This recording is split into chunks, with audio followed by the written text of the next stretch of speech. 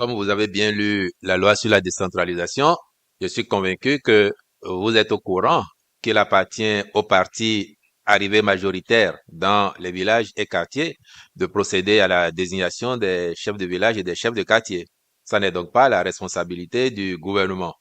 Je ne sache pas qu'il y ait un délai dans lequel les partis soient enfermés pour procéder à cette désignation, mais comme vous, je pense que le plus diligemment c'est fait, mieux ça vaut pour nos populations et je ne doute pas que les partis politiques soient à pied d'œuvre pour combler ces vides-là.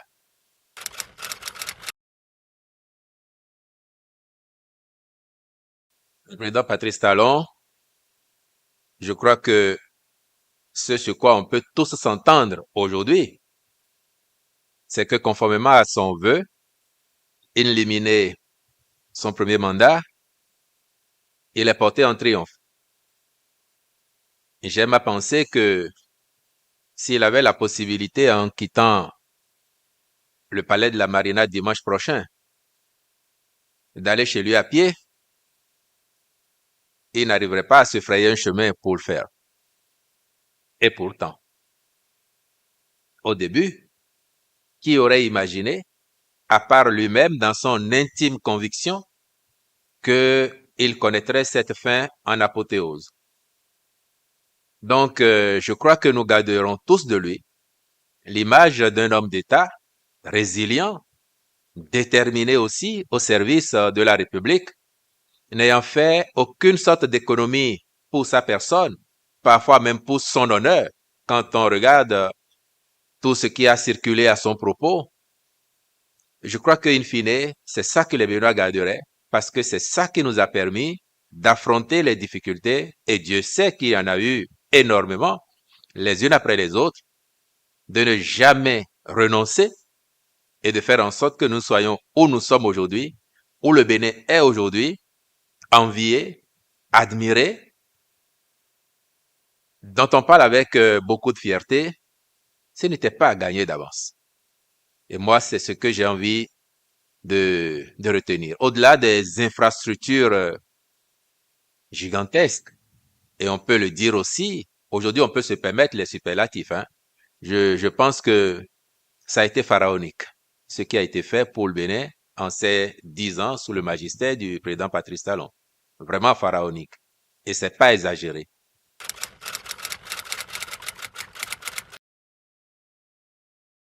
Le successeur qui arrive, il sait mieux que quiconque, pour avoir été un des artisans de la gouvernance Talon du début jusqu'à la fin, il sait ce qui a été fait, il sait ce qui est en cours et il sait ce qu'il reste à faire. Donc, forcément, il sait aussi quelles sont les urgences par lesquelles il peut commencer son magistère.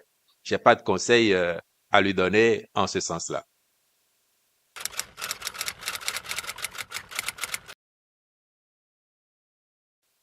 À titre personnel, au bout de l'exercice,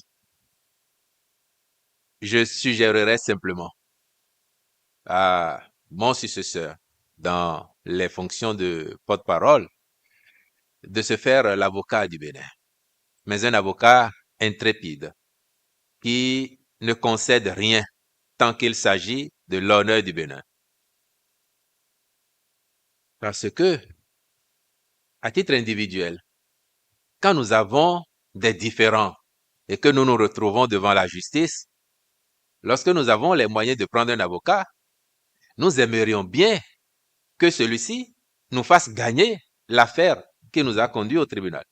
Que nous ayons raison ou pas, vrai ou faux. Et surtout quand nous n'avons pas raison, nous aimerions que soit il réalise le miracle de nous sortir d'affaire, soit qu'il obtienne au moins de nos juges de nous juger avec clémence, de nous accorder des circonstances atténuantes et de voir que nous ne sommes pas si mauvais que ça, que nous n'étions pas animés de ce qu'on appelle en droit l'animus necandi, l'intention de nuire. Et s'il peut être dans cette projection-là, je crois que tout le reste, la calomnie, les injures et tout ce qui va avec, quand on est dans ces positions, il saura faire front. L'amour du Bénin chevillé au corps, la volonté d'en être aux côtés de celui dont son ministère procède, un intrépide défenseur de la nation, tout le reste, pour moi, après, c'est gérable. Donc, c'est le seul conseil que je suggérerais à celui qui viendrait vous entretenir dans quelques jours du Bénin, de comment il avance, de ce que nous devons corriger, de ce que nous devons mieux faire, de comment nous devons nous mobiliser tous ensemble pour en faire un grand pays.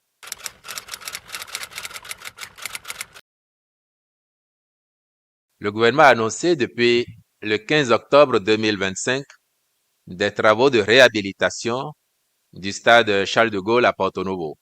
Charles de Gaulle en attendant le changement de nom. Et les travaux ont commencé. Les études y relatives ont pris un peu plus de temps que prévu. Sinon, dans notre espoir, c'est que les travaux auraient été achevés pour que la cérémonie se tint à Porto Novo comme c'est de coutume.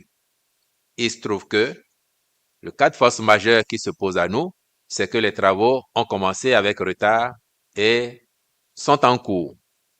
Objectivement, pour la qualité que vous nous prêtez en ce qui concerne notre discipline propre, mais la discipline collective aussi que nous avons imprimée au pays, nous n'aurions pas osé convier des milliers de Béninois sur un espace en chantier. Et c'est la raison pour laquelle, fort heureusement, comme les travaux de réhabilitation de l'esplanade du Palais des Congrès, eux, ont commencé plus tôt, c'est pas de même envergure que Porto Novo. Autrement, dans les mêmes délais, ça ne serait pas achevé. Mais ces travaux sont achevés et nous pouvons disposer d'une place non moins noble pour accueillir cette cérémonie. Je vais profiter de votre question pour vous rassurer parce que je sens qu'il y a un non-dit.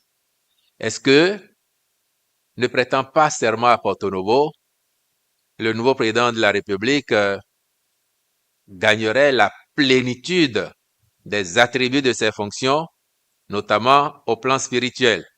Parce que comme vous, j'ai entendu les développements d'un de nos concitoyens estimant qu'il manquerait une charge spirituelle. La République, elle est partout chez elle.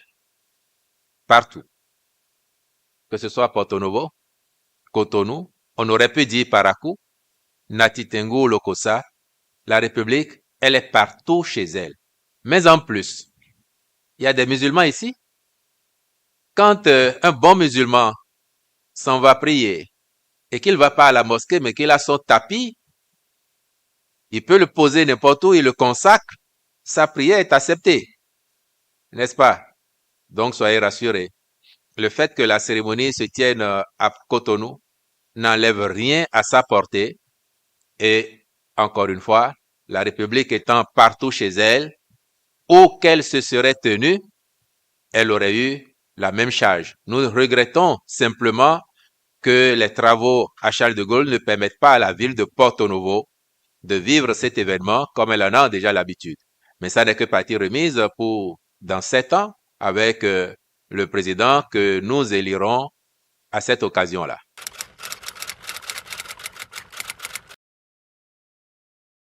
Monsieur Bokor, à ce que je sache, se trouve en prison. Vous voulez lui rendre visite? Vous pouvez y aller. Je comprends pas votre question, sauf à surfer sur les conneries qu'on entend sur les réseaux. Moi, de ma position, je sais qu'ils se trouvent en prison. Ceux qui prétendent le contraire, vous leur demandez d'apporter la preuve. La charge de la preuve de ce qu'ils allèguent leur incombe. Et puis, ne vous laissez pas distraire par ceux qui, faute de sujets, en inventent pour essayer d'exister.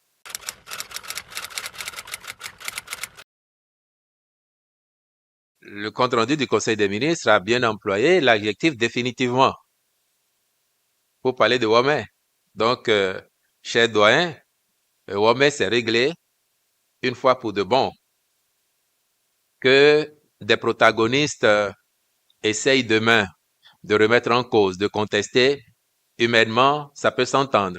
Mais l'État a pris une décision qui sera appliquée et respectée.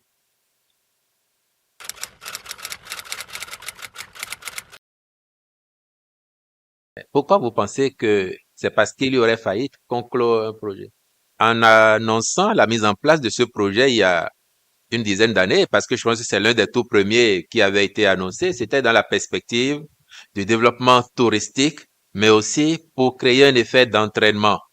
Le gouvernement voulait donner l'exemple et par la suite, nous avons pris des mesures incitatives pour encourager des particuliers à mettre en place des flottes de taxis. Et aujourd'hui, dans notre pays, vous en avez au moins 2 ou 3 qui sont compétitives par ailleurs. Et ça n'est pas la vocation de l'État de faire commerce. D'ailleurs, ça n'était pas à proprement parler du commerce puisque les conducteurs étaient des artisans et ils ont un contrat avec le gouvernement dans le cadre de la mise en œuvre de ce projet-là. Donc, c'est une clôture normale qui n'appelle aucune réflexion dans le sens de c'est parce qu'il y aurait eu faillite que le projet a été clôturé. Loin du tout. Et loin de là.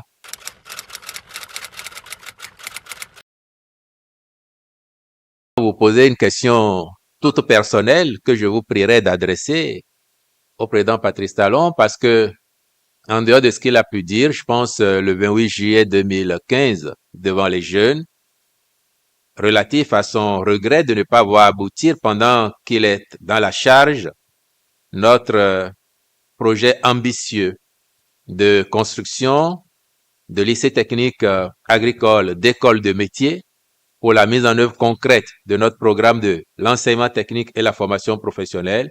Je ne sais pas s'il y a un autre point lié à l'action du gouvernement, pour parler ainsi, qui constituerait pour lui un motif d'insatisfaction majeure. Pour le reste, je crois que quand on regarde le bilan global, même s'il y a des points sur lesquels on n'a pas eu les résultats qu'on aurait escomptés, quand on regarde le bilan globalement, il y a lieu d'être fier quand même d'avoir été le capitaine de l'équipe grâce à laquelle les Béninoises et les Béninois dans leur ensemble ont réalisé ces grands pas. Oser, oser s'offrir un agneau de sacrifice, je dirais propitiatoire, pour que le Bénin soit définitivement sauvé de ses vieux démons, n'est pas rien. Et ça me fait dire, vous devez le penser aussi, que si même le diable venait à prendre la conduite de notre pays dans 50 ans ou dans 100 ans, je pense qu'il dira que au Bénin désormais, il y a des choses qu'on ne peut plus faire. Rien que ça, c'est un motif de grande satisfaction, de sorte que les insatisfactions peuvent se noyer dans le bilan global qui en lui-même est très satisfaisant de l'avis même de nos concitoyens et des observateurs d'ailleurs qui regardent le Bénin et qui voient comment en quelques années nous avons fait de grands bonds en avant.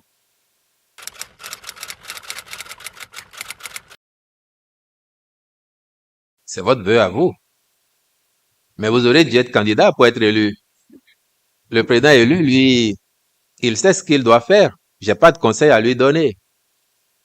ABP, ministère de la Communication, c'est deux sujets différents.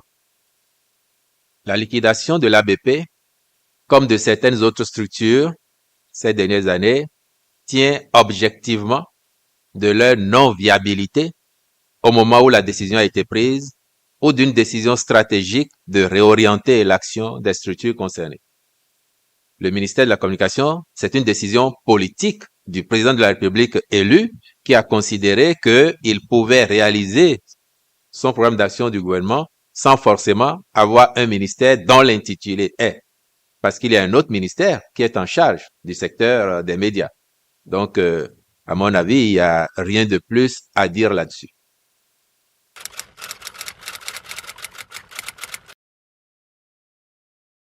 Le Sénat, c'est une institution prévue par la Constitution. Il sera mis en place.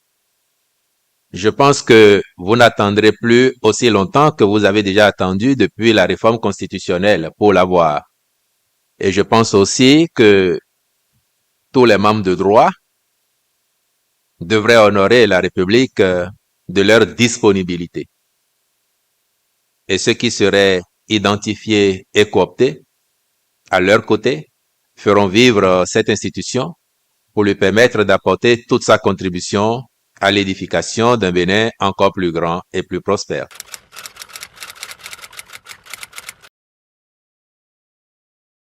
Sur le front de la lutte contre le terrorisme, j'ai croisé en venant ici ce matin le chef d'état-major général des forces armées béninoises.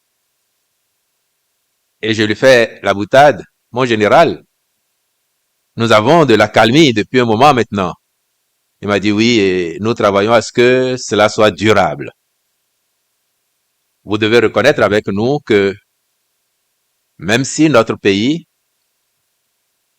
a fait l'objet ou fait encore l'objet de tentatives d'agression, d'attaques terroristes, nous montrons une telle résilience que nous pouvons aller et venir partout sur notre territoire. Nous avons tenu de grandes activités, les élections étant les dernières, qui ont pu se tenir dans tous les villages, dans tous les quartiers de ville, parce que la sécurité est garantie sur notre territoire.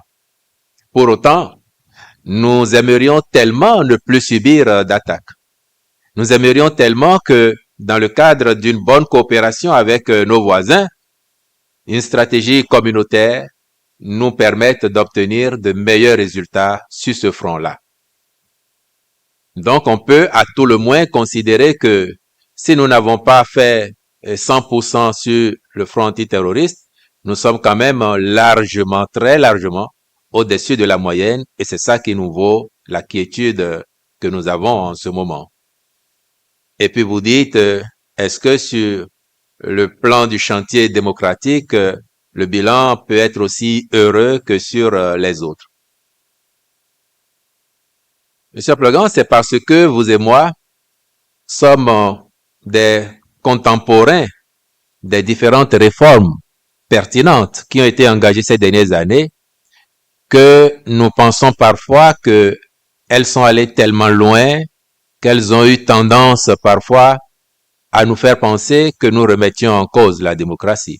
Mais j'ai déjà eu l'occasion de dire, et je vais répéter ici, que ce qui a été fait sous le magistère du président Patrice Talon, c'est une façon de normaliser enfin notre démocratie. Il n'arriverait à l'idée de personne aujourd'hui de penser que les États-Unis ne sont pas une démocratie. Pourtant, les États-Unis ont un système électoral qui fait que quelqu'un peut remporter le vote populaire avec un écart de plusieurs millions de voix sans être président de la République parce qu'il n'a pas gagné assez d'États pour emporter la majorité des grands électeurs. Est-ce que ça n'est pas une démocratie? C'est une démocratie, conformément aux choix qu'ils ont faits pour leur société. Vous observerez que les pays occidentaux, je dis de l'Europe en particulier, qui sont pour la plupart encore des monarchies, même si c'est des monarchies parlementaires, appliquent différemment la démocratie. Les règles ne sont pas exactement les mêmes partout. Les principes, ils sont les mêmes. Il faut les prendre, les adapter à ces contextes, à ces besoins, à ces ambitions. Et nous avons compris au Bénin, enfin, qu'il ne nous servait à rien de singer les autres, de chercher à leur ressembler trait pour trait en ce qu'ils font depuis 300 ans, 400 ans, 500 ans parfois. Nous n'avons pas 50 ans de pratique démocratique continue au Bénin. Donc ce que nous faisons là, dans 20 ans, dans 50 ans, les Béninois de l'époque trouveront que c'est tellement normal parce que le pays aura été normalisé, stabilisé, avec une pratique démocratique responsable, mature. Les protagonistes d'aujourd'hui ne seraient plus là pour dire on a exigé 20% ici, on a exigé 10% là. Ceux qui vivront demain seront fiers de nous parce que nous aurons été pour eux réellement une bonne providence.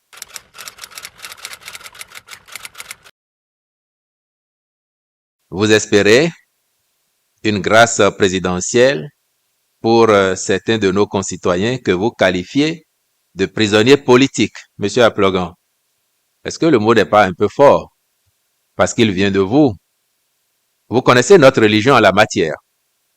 Il y a des acteurs politiques qui sont en prison pour diverses infractions et cela ne fait pas d'eux des prisonniers politiques. Cette clarification étant faite, le 31 juillet, comme le 31 décembre, nous avons été habitués parfois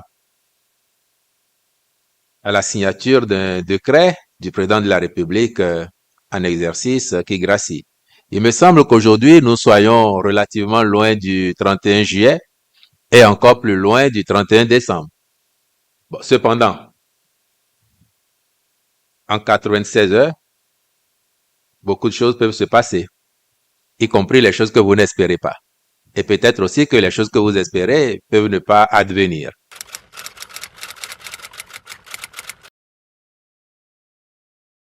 Mon plus grand regret, au bout de 9 ans et demi de collaboration avec le président Patrice Talon ou d'apprentissage de la gestion de l'État, j'aurai l'occasion, si l'univers m'en prête le temps, de commettre à un moment ou à un autre des mémoires d'où émergerait ce qui pourrait être considéré comme regret, mais surtout aussi euh, ce qui serait des acquis.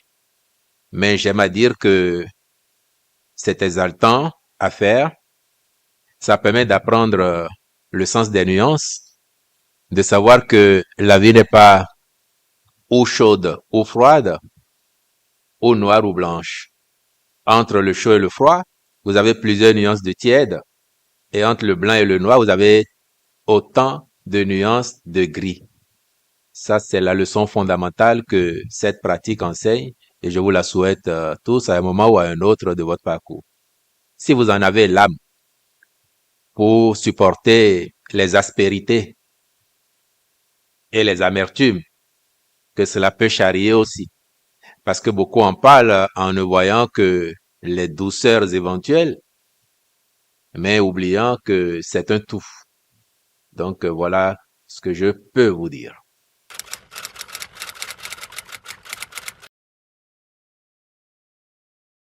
Je vous ai privilégié, vous des médias, en étant avec vous ici, parce qu'autrement, je devais être actuellement dans la séance qui fait le point des préparatifs pour dimanche.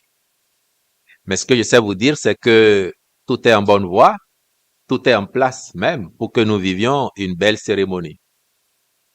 À l'instant où je vous parle, je n'ai pas d'informations sur la présence de chefs d'État étrangers. Mais vous savez au moins que ça n'est pas dans nos habitudes pour ce genre d'événement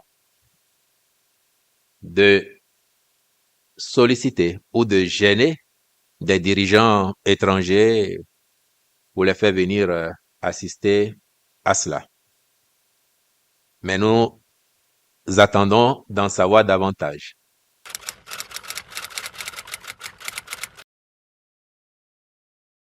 Si ça avait été une décision du gouvernement, passée en Conseil des ministres, j'aurais été très à l'aise pour vous en donner les tenants et aboutissants. Il me semble que la SRTB soit une société anonyme qui a des organes de direction, une direction générale, un conseil d'administration. Et je suis convaincu que ce sont vos meilleurs interlocuteurs pour vous expliquer pourquoi ils en sont arrivés à prendre cette décision. Après, je peux penser humainement, et le gouvernement également, que à partir du moment où ils ont planifié une telle décision, ils auraient gagné à faire savoir au personnel un peu avant pour préparer les uns et les autres à cette éventualité, parce que nous avons appris que les gens ont été pris au dépourvu, ils ont eu l'information au tout dernier moment. Humainement, je pense que c'est déplorable. Ils auraient pu être avertis avant, se préparer, y compris ceux qui ne sont pas concernés, pour que chacun sache que ça peut arriver à tout moment. Et puis, cela étant, ça fait partie quand même si ça n'est pas souhaitable, ça fait partie de la vie de toute entreprise. Ça peut arriver à un moment ou à un autre, pour diverses raisons. Et si les conditions sont remplies, les dirigeants ont à prendre courageusement la décision, mais ensuite à respecter les droits sociaux des personnes qui sont concernées.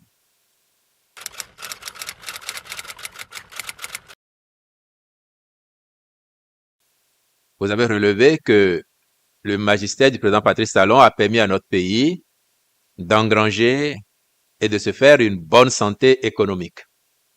Avec le reproche cependant d'une certaine partie de l'opinion consistant à dire que cette croissance ne retombe pas dans les poches ou dans les assiettes de nos concitoyens.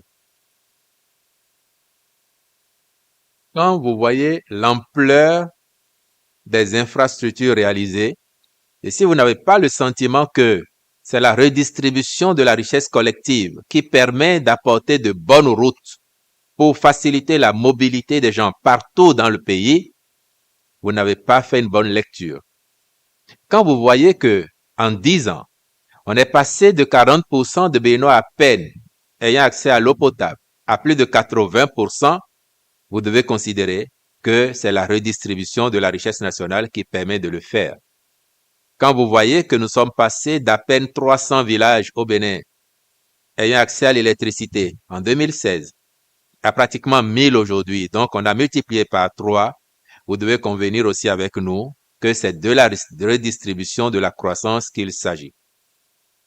Quand vous savez que nous sommes partis de 250 000 enfants béninois qui avaient accès aux cantines scolaires pendant 20 jours dans l'année scolaire jusqu'en 2016, et qu'aujourd'hui nous sommes pratiquement à 1 400 000 enfants béninois qui mangent à l'école un repas chaud du jour de la rentrée au jour des vacances, cela s'appelle aussi de la redistribution de la richesse nationale. Quand vous savez que aujourd'hui au Bénin, on peut être le pire contenteur du président Talon, on peut être son meilleur opposant si l'État organise un concours de recrutement et que on travaille mieux que l'enfant du député, l'enfant du maire, l'enfant du ministre, on réussit en tant qu'opposant quand l'enfant du député échoue. Ça n'était pas possible avant. Ça, c'est de la justice sociale et ça n'a pas de prix. Montrer à tous qu'on est les enfants du pays au même titre, qu'on a les mêmes droits. C'est un acquis fondamental que nous venons de faire sur les 10 ans et croyez-le, c'est beaucoup de renoncement exigé aux acteurs politiques pour les pratiques qui étaient les leurs avant. Et on peut démultiplier les exemples de réalisation qui impactent directement la vie des gens. J'indiquerai par exemple, pour finir, le développement prodigieux du numérique aujourd'hui. Avec le numérique aujourd'hui, l'administration béninoise ne ferme plus. Parce que même à 2 heures du matin, à 3 heures du matin, vous pouvez faire des demandes en ligne. Ça n'est pas le cas. Si votre crédit, vous avez un compteur prépayé et que votre crédit vous lâchez à 2 heures du matin, vous pouvez à 2 heures du matin acheter du crédit et recharger votre compteur. Je ne sais pas où vous êtes né, mais si vous êtes né à Liboussou, dans la commune de Segbana, et que vous vivez à Cotonou, vous n'aurez pas besoin d'aller à Segbana aujourd'hui pour avoir, ou à Kandi, pour avoir votre casier judiciaire. Et souvent, on n'a pas conscience que les frais collatéraux ou les frais directs que nous engagions dans toutes ces formalités, aujourd'hui restent dans nos poches. C'est une dimension sociale de l'action du gouvernement et qui n'est pas des moindres. Donc, oui, on peut dire qu'il y a encore des manques parce qu'il y a encore des besoins à couvrir. C'est légitime.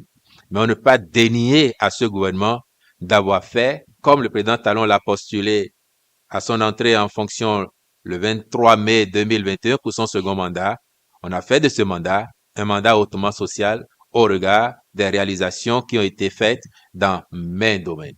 Et j'ai pas de doute que ces acquis-là seront prolongés par le président Wadaini et que nous aurons l'occasion d'apprécier, de voir que grâce aux bases solides qui ont été posées ces 10 dernières années, au prix de grands efforts et sacrifices, il pourra prendre appui là-dessus avec son équipe pour nous porter encore plus loin dans tous les domaines qui structurent notre bien-être collectif et individuel.